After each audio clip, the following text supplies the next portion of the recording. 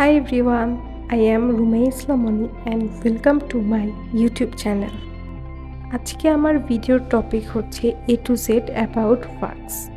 So first of all আমি বলতে চাই আমি সুন্দর ওয়াক্স প্যাকেজটি নিয়েছি পিক্সেল আলট্রা এই পেজ থেকে বেশ অনেক দিন আগে নেওয়া। তোমরা নোটিস করেছো কিনা জানি না, কিন্তু আমি উইন্টার সিজনে ওয়াক্স নিয়ে কাজ করার চেষ্টা করি, কারণ এই সিজনটায় হচ্ছে অনেক নাইসভাবে ওয়াক্সটা হ্যান্ডেল করা যায় অ্যান্ড খুব দ্রুত এটা শুকায়, প্লাস অনেক ইজি হয় জিনিসটা মেনটেন করা। আমি প্রিভিয়াসলি একটা ভিডিও পোস্ট করেছিলাম, সেখানে আমি বিভিন্ন ধরনের ডিজাইন ক্রিয়েট করে দেখিয়েছি।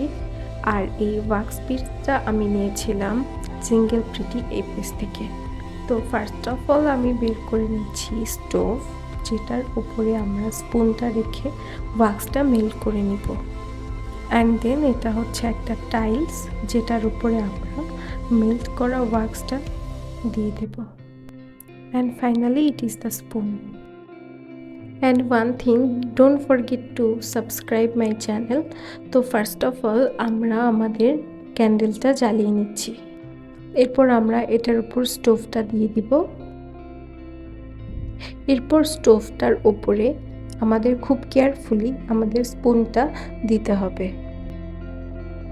ওয়াক্সের বেস কালার হিসেবে আমি ইউজ করছি জিঙ্গেল পিটি থেকে নেওয়া ওয়াক্স বিট, সেখান থেকে আমি হোয়াইট কালারটা দিয়ে দিলাম। অ্যান্ড ওয়েট করব মেল্ট হওয়া পর্যন্ত। মেল্ট হতে 2 থেকে 3 মিনিটই যথেষ্ট। তারপরে আমি একটা golden brown colour wax bits দিলাম অ্যান্ড আবার ওয়েট করব মেল্ট হওয়া পর্যন্ত।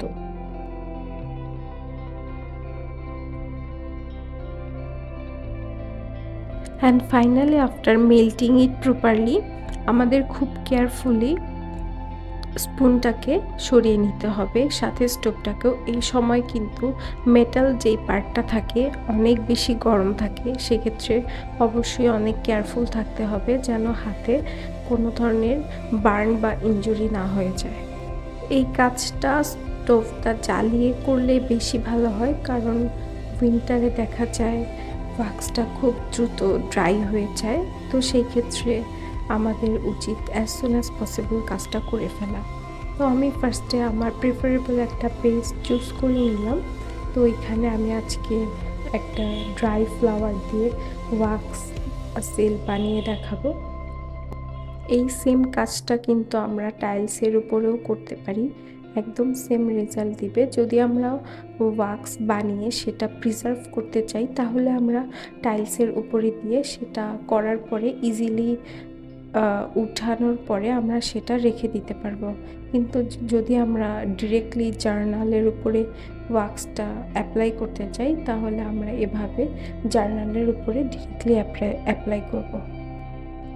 অ্যান্ড দেন ওয়াক্স সিল দিয়ে একটা স্ট্যাম্পের মতো দিব আর ওয়েট করব 5 থেকে 6 মিনিট এটা প্রপারলি ড্রাই হওয়ার জন্য। দেন এটা উঠানোর চেষ্টা করলে ইজিলি উঠে যাবে। Look how pretty. এখন এটার উপরে আরেকটু ডিজাইন করা যায় মেটালিক পেন দিয়ে, কিন্তু আমি আপাতত করব না। সো আজকের মতো এই পর্যন্তই। Thanks for watching.